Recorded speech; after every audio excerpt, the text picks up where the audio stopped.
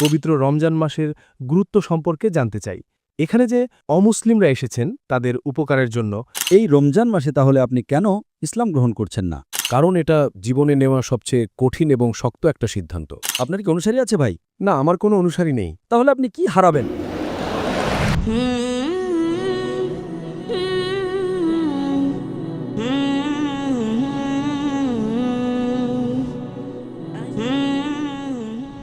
আমি প্রভাকরণ। আমি একজন সুপারভাইজার হিসেবে কাজ করছি। প্রথমত আমি জানতে চাই, বেশিরভাগ ধর্মেই একটা সাধারণ কথা প্রচলিত আছে যে যে কেউ ঈশ্বরের কথাগুলো ধর্মীয়ভাবে মেনে চলবে সে স্বর্গে যাবে, আর না মানলে নরকে যাবে।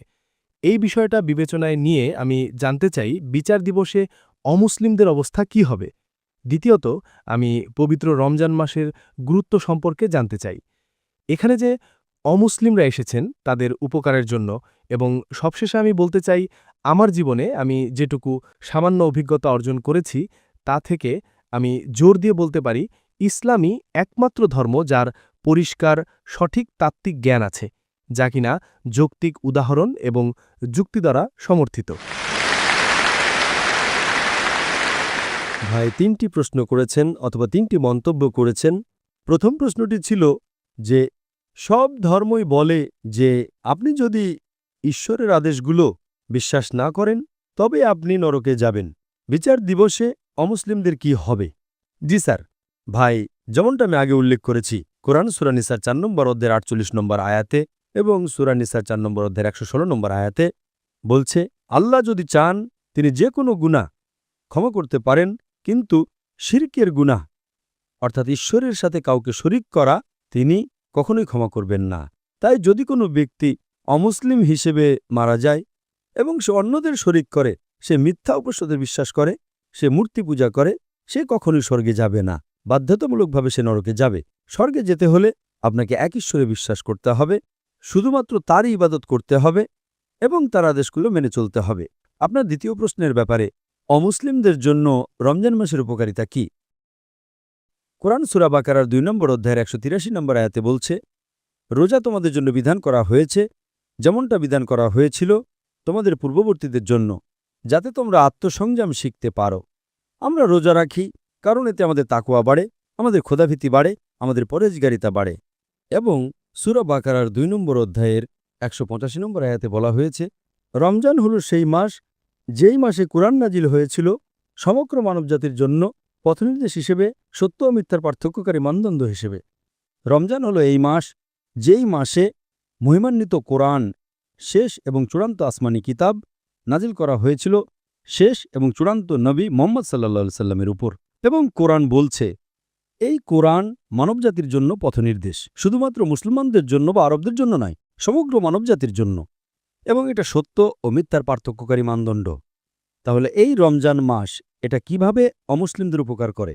এতে কুরআন নাজিল হয়েছে সমগ্র মানবজাতির পথনির্দেশ হিসেবে, মুসলিম এবং অমুসলিম সবার জন্য। তাছাড়াও প্রিয় নবী মুহাম্মদ সাল্লাল্লাহু আলাইহি ওয়াসাল্লাম বলেছেন, রমজান হলো সেই মাস যে মাসে শয়তানদের বন্দী করে রাখা হয়, জান্নাতের দরজাগুলো খোলা থাকে এবং জাহান্নামের দরজাগুলো বন্ধ থাকে। তার মানে হলো আপনার ভালো কাজ করার সম্ভাবনা বেশি থাকে। একজন মানুষ রমজানে বেশি ভালো কাজ করে, তার খারাপ কাজ করার সম্ভাবনা কমে যায়।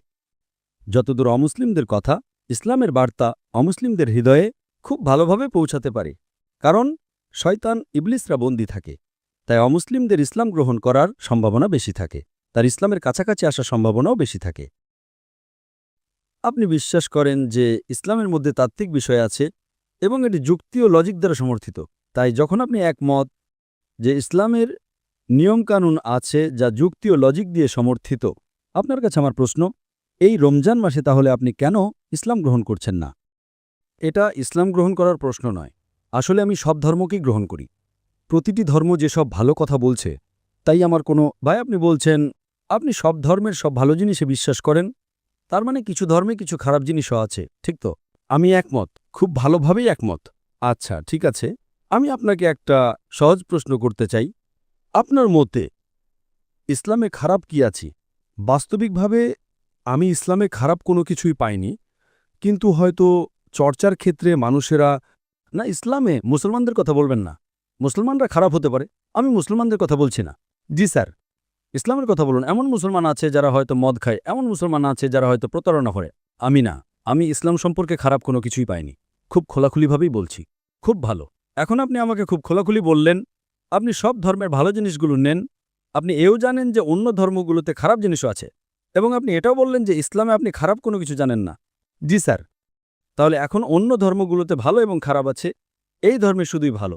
ধরেন আমি আপনাকে 2 গ্লাস পানি দিলাম, একটা হলো বিশুদ্ধ খাঁটি পানি, অন্য পানিটা বিশুদ্ধ পানি এবং 1 ফোঁটা প্রস্রাব। তাহলে আপনি কোন পানিটা পান করবেন?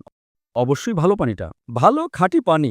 তাহলে এটা একটা খাঁটি ধর্ম, একদম খাঁটি, কোনো ভেজাল ছাড়া। এখন যখন আমি বুঝতে পারছি এটা খাঁটি, যখন আপনি তৃষ্ণার্ত, আপনি খাঁটি পানিটাই পান করবেন। না না, আমি বিশ্বাস করি এটা খাঁটি, কিন্তু আমি এটা পান করব না, এটার কোনো মানে হয় না। আমি যদি কোনো বিশ্ববিদ্যালয়ে ভর্তি হতে চাই, আমি জরিপ চালাই, এই বিশ্ববিদ্যালয়টা সেরা, আপনি ভর্তি হচ্ছেন না কেন? না, আমি এটা নিয়ে ভেবে দেখব। যদি আপনার ফি দেওয়ার টাকা না থাকে, ঠিক আছে, বিশ্ববিদ্যালয়টা খুব ভালো, কিন্তু অনেক ব্যয়বহুল, আমি ফি দেওয়ার সামর্থ্য রাখি না। ইসলাম হলো ফ্রি।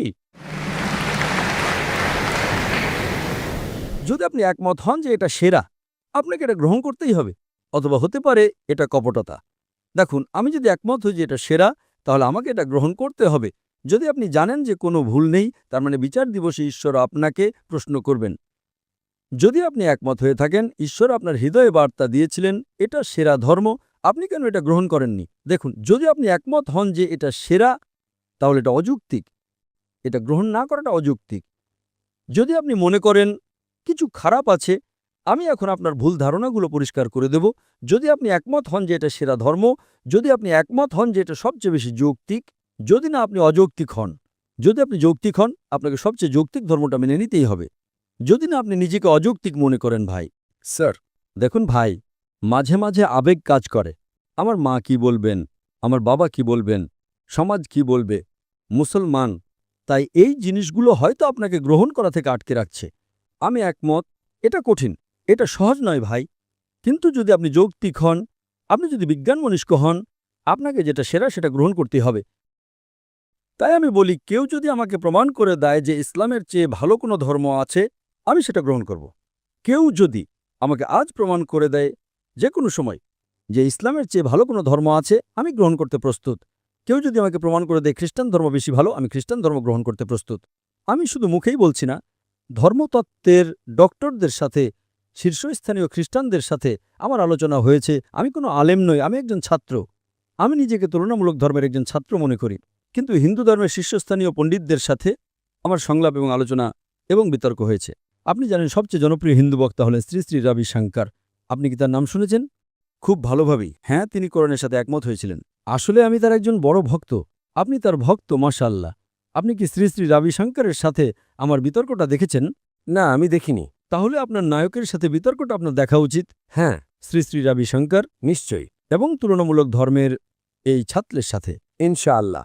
যদি আমি সুযোগ পাই, অবশ্যই। হ্যাঁ, এবং যেহেতু আপনি একমত, এমনকি তিনিও একমত হয়েছিলেন যে ঈশ্বরের কোনো প্রতিমূর্তি নেই, তিনি কোরআনের সত্যতা মেনে নিয়েছিলেন। দুর্ভাগ্যবশত তিনি এটা গ্রহণ করেননি। জানেন কেন? যদি আপনি গ্রহণ করেন, তাহলে সব অনুসারীদের হারাবেন। আমি একমত। আপনি একমত? আপনার কি অনুসারী আছে? না, আমার কোনো অনুসারী নেই। আপনার কি অনুসারী আছে ভাই? না, আমার কোনো অনুসারী নেই। খুব ভালো। তাহলে আপনি কি হারাবেন?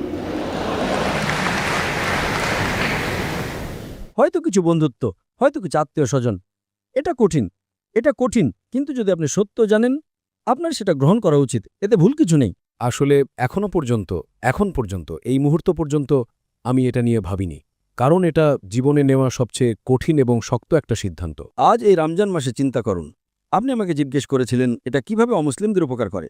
এটা অমুসলিমদের উপকার করে সত্যের দিকে তাদের হৃদয় খুলে দেওয়ার মাধ্যমে। তাই আমি আপনাকে অনুরোধ করব এটা নিয়ে ভাবতে। আজ না হলেও আপনার হাতে এখনও 3 সপ্তাহ আছে রমজান মাস শেষ হওয়া পর্যন্ত। আপনার হাতে আরও 2-1 সপ্তাহ আছে। আজ না হলেও রমজান মাসে গ্রহণ করুন, যদি এটা আপনার উপকার করে। এবং ইনশাআল্লাহ আমি আপনাকে বলতে পারি যে ইনশাআল্লাহ যদি আপনি ইসলাম গ্রহণ করেন, আপনার আগের সব গুনাহ মাফ করে দেওয়া হবে 100%। তাই আজ যদি আপনি ইসলাম গ্রহণ করেন, ধরুন যদি আজ আপনি মারা যান, আমি নিশ্চিতভাবে বলতে পারি আপনি জান্নাতে যাবেন। আমি নিজের ব্যাপারে নিশ্চিত নই, কিন্তু আপনার ব্যাপারে আমি আপনাকে বলতে পারি, কারণ যেই মুহূর্তে একজন মানুষ ইসলাম গ্রহণ করে, তার আগের সব গুনাহ মাফ করে দেওয়া হয়। যদি আপনি ইসলাম গ্রহণ করেন এবং আজ আপনার কিছু হয়ে যায়, আমি অন্যদের কথা জানি না, ইনশাআল্লাহ আপনি জান্নাতে যাবেন। আপনাকে অনেক ধন্যবাদ। সালাম। তাই আমি আপনার গ্রহণের অপেক্ষায় রইলাম ভাই। ধন্যবাদ স্যার। Hmm.